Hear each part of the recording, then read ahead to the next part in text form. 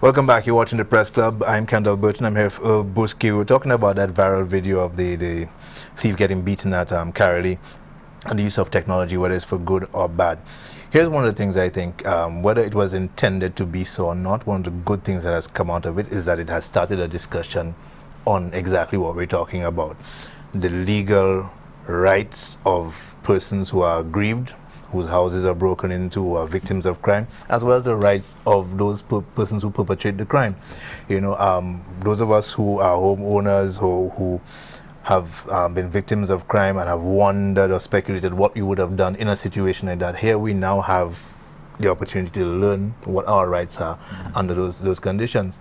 So, like you're talking about precedent with the case of the Netflix situation, a precedent has been set here now, and hopefully moving forward people will learn better, and there are no excuses now for more videos like that to come out. Yeah, I think the police need to right now, it's a role of both the police and the press, our joint responsibility to take the discussion above and beyond whether it was right or wrong, justified or not, and don't measure it on the basis of our personal individual feelings, but measure it on the basis of what the law says. And if the law says something, then it puts it all in a particular perspective as to how we may feel about that particular law. But we're still, like Martinez Francois says, we're still a state guided by laws, and therefore if the law says you can kill somebody in your house, then we need to have a discussion on how do we react to and how does that affect us. Like you said, how would we put ourselves in what would we do if we were in that situation? The whole question of one gentleman was telling me this morning, but what if? You know, there's a lot of what if. And he asked me, what if the guy had killed the owner of the house?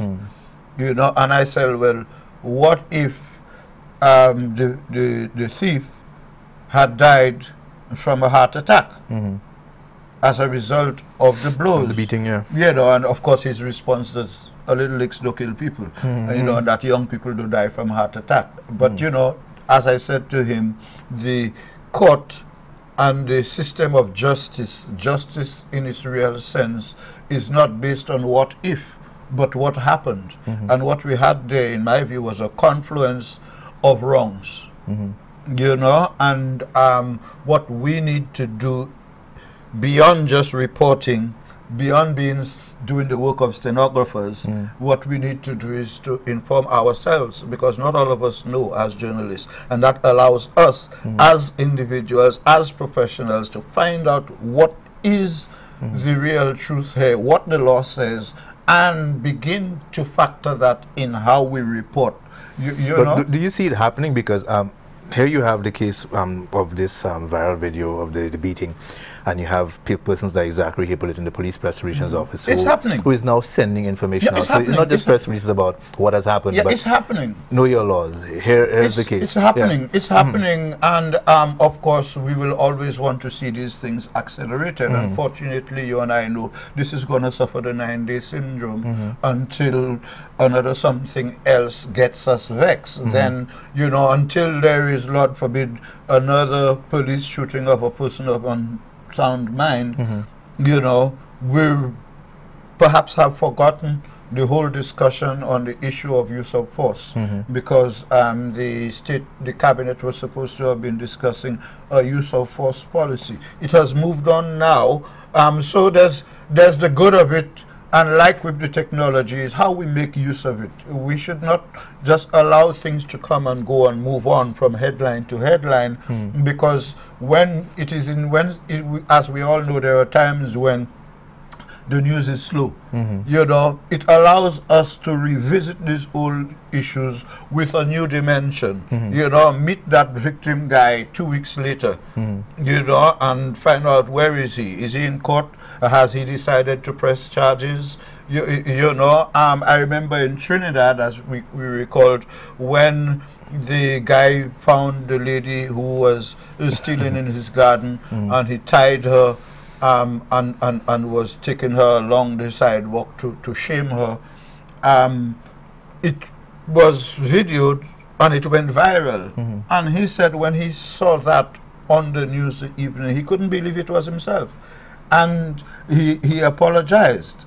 Are the guys who were beating today, considering this thing has gone viral and they're seen worldwide in a particular light, how do they think about that? How do they feel about that? Would they do it again? Do they still feel that they were right? You know, all of these issues. So I'm saying that that's one of the things that we need to do, not just follow the trend of just moving from headline to headline with a view to staying on top and in front, but ensuring that issues that we cover, that we understand out of every story. That's my approach. Out of every story, I want to learn something new, and therefore I look for it. Yeah.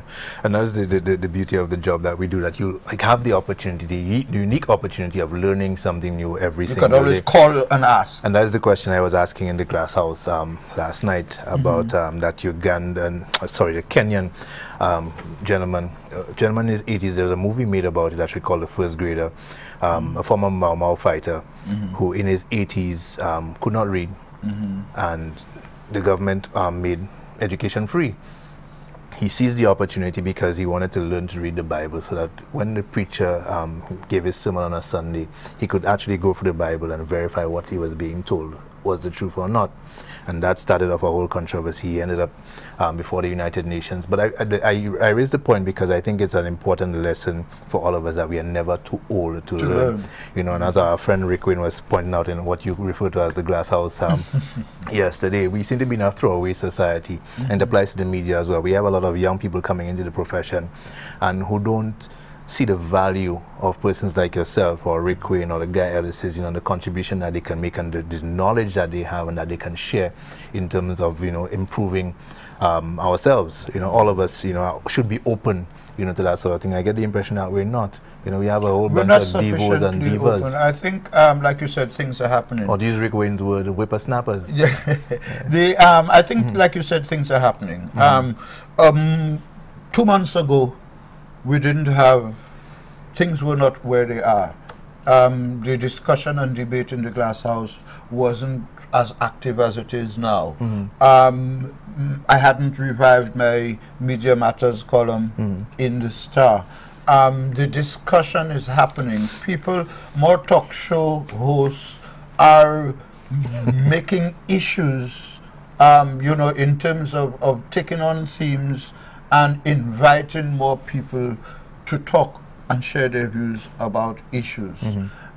So the discussion and the debate is happening. I think, as somebody has rightfully suggested, we need to keep it going. We need to be able to get together and come to conclusions on issues, like on this particular viral beating issue. If we, in that discussion, what do we want to come out of it with? That we as a profession will be proud of having said or done in relation to how we deal with this issue in the future, and how we enlighten people's understanding of the issue. It's not about changing people's minds, you know. So I think we can do, we can continue to do that. Another issue that came up this week, did I hear somewhere that the AG, or did I read somewhere that the DPP has again expressed interest in the work of the local press? I heard it myself. Well, somebody told me that she did. My understanding is that she's on leave. But I did not hear anything coming out of her office myself. I didn't know on Thursday that Rick Wayne raised the issue with his guest, the president of the Media Association of St. Lucia. And there was an interesting conversation between them on the court coverage, you know. That's stemming from that incident that the Redway Beach, the guy going to court, you know, how it was covered by all of the stations. But as you quite rightly pointed out, I want to refer to this article again. by Mr. Ron, well, referring to Mr. Ron Nixon, the New York Times journalist, where he was making the distinction between journalists and stenographers. And he says, we want to know why there is no electricity or what is happening with water. Journalists care. A reference here to the point that Rick Wade made on his show on Thursday, that all of us, and you've made it too before, we are citizens, you know, and a good journalist has a social conscience. So rather than just reporting what is said, he said, she said, rather than just reporting no water or no electricity, why? Why? What are the issues behind it? And he goes on to say, and like everyone else, they want to see things do well and succeed. So that becomes their focus, a watchdog role, you know. I would like us to move beyond, like you said, the the stenographer role. You know, to some degree, I think it is being done in baby steps. I give an example. I think, and I'm very proud of our reporter Don Nicholas this week for revisiting the Vieux Fort murder story, the Mondesi killing. Okay. Going back down there, interviewing the police. Was there any progress in the case? Have they identified any suspects? Has any headway been made? Interviewing the employees, you know, what is going to happen to them now? Because he is a sole proprietor, the business is shut down, they're in limbo, they don't know what's going to happen to them. And then he went further and interviewed somebody from the insurance company who is advising, you know, sole proprietor business owners, sole proprietor business owners on what the options are, you know, to ensure the longevity of your business, the continuity of your business. And we know a number of cases where businesses have failed because the owner has passed on and there was no plan in place. You know, so I thought that was an interesting story and an interesting and different approach, you know, and we'd like to see more of that. Of that, yes. You know, yes. But how do we get to that point, you know, and it raises the issue that was in the news again this week of Monroe College and the Media Association entering into an agreement that allows media practitioners to now study at Monroe College media communication and journalism at a significantly reduced fee, 30% discount, I understand, you know, so that you can get the benefit of that training and, you know, get to that level where, you know, we are more than just stenographers. Because listening to the talk show on Thursday, it became apparent to me, and even when we did Newsmaker Live on journalism and the media, that a lot of people are watching the media and they have very high expectations of us because they're now exposed through the technology to what international media offers and what, you know, how they operate, and they're holding us up to that standard, you know, and how well are we doing in delivering the public expectations? No, very, very clearly. Another issue this week, which I haven't heard us look at simply because maybe it reflects our tendency to just go with the flow and conclude that this is how it is and that's how things happen. Trinidad and Tobago elections. I wrote an article in today's Voice, putting it in my usual funny context in terms of it being an old mass, political carnival and electoral old mass in Trinidad and Tobago. But we have a situation where we're dealing with our understanding of the political system, the understanding of the end results depends on our own individual understanding of how the Westminster electoral system differs from country to country. In that in Trinidad and Tobago you have a republican system within a monarchical structure, vis-a-vis in Guyana, where you have a republican system which has tried to come out of the monarchical structure. The rest of us, you know, we have a monarchical system that we are, some of us, thinking of looking at and transitioning to the republican system. And in the context of St. Lucia, we are now what's being recommended, the 90 recommendations of the Review Commission are basically saying, let's have a bridge, you know, a hybrid between republicanism and monarchical, and just change the name of our Governor General to President, but still the Prime Minister is in charge and ensure that the Governor General does not belong to any party. I don't know how we could work that one out. But in terms of the Trinidad election, like in the election of Al Gore, the presidential election, and the implications of how the Florida vote was counted. He got, as we know, more votes than Bush, but Bush became president.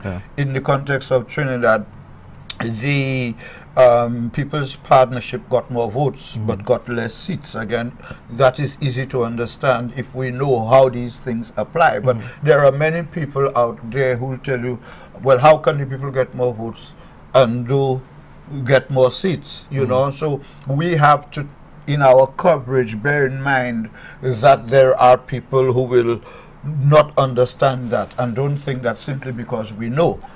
Yeah, we do for a break. Let's take the break, and when we come back, we're going to continue with that that point. You can elaborate further. This is the Press Club. We'll be right back.